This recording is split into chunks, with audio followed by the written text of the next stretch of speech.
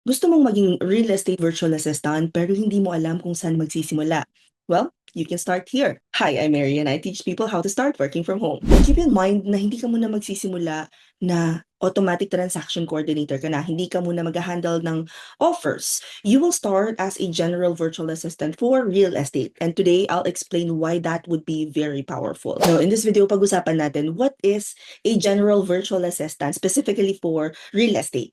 Kasi if you are an aspiring real estate VA, this would be your foundation. Before ka mag-level up to transaction coordination, listing coordination, or marketing virtual assistant, kailangan solid muna ang GVA core skills mo. So ano nga ba yung ginagawa ng GVA for real estate?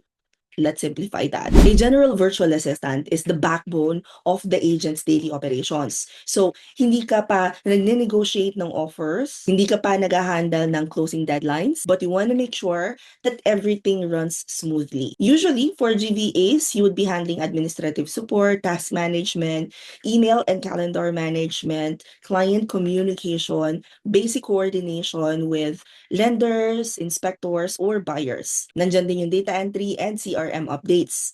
Think of it this way. If the agent is the face of the business, you are the system behind it. And trust me, agents value reliability more than flashy skills. Now, what's the difference nga ba between GVA and specialized virtual assistant? This is important. So, a GVA is your foundation. A transaction coordination focuses on contracts, deadlines, compliance, Skyslope uploads. A marketing VA focuses on Canva, listing posts, social media, email campaigns, but a general virtual assistant, you handle the day-to-day operations. And this keep everything moving. And here's the truth. Most agents will hire a GVA first before they even hire a specialist. Bakit? Because chaos comes from scaling and yung GVAs bring order.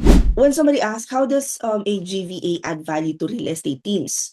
Let's be practical. When you manage emails properly, the agents never misses a hot lead. When you organize files correctly, there are no lost contracts. When you track tasks daily, deadlines are never forgotten. Remember, you reduce stress, you save time, you protect income.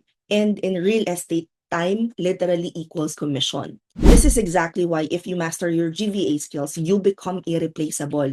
If you are serious about becoming a real estate virtual assistant, don't just watch videos, practice. This is what you can do today. First, write down 10 tasks na you think a general virtual assistant would do in a real estate business. Hindi to generic tasks ha, kailangan real estate task specific.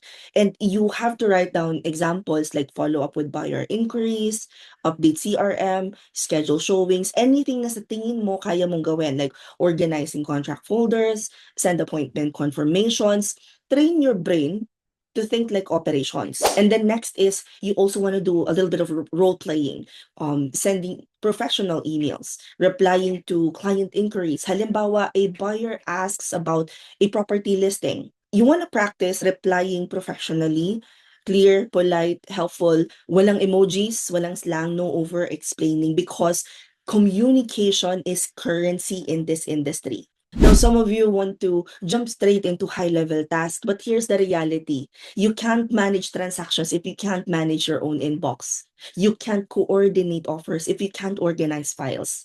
You can't scale if you don't understand operations. GVA is not basic. GVA is foundational, and foundation determines income ceiling. So if you are an aspiring real estate virtual assistant, don't just rush into specialization. Master general virtual assistant skills first, build discipline, build structure, build professionalism, and then leveling up to transaction coordination, marketing virtual assistant, or listing coordination becomes super easy. Now, I'll probably film another video where we'll talk about how you transition from GVA to a specialized real estate VA roles. But if you are serious about building your real estate virtual assistant career, start practicing today, not tomorrow. Build skills, build confidence, and confidence gets clients. That's it for this vlog. I'll see you on the next one. Bye.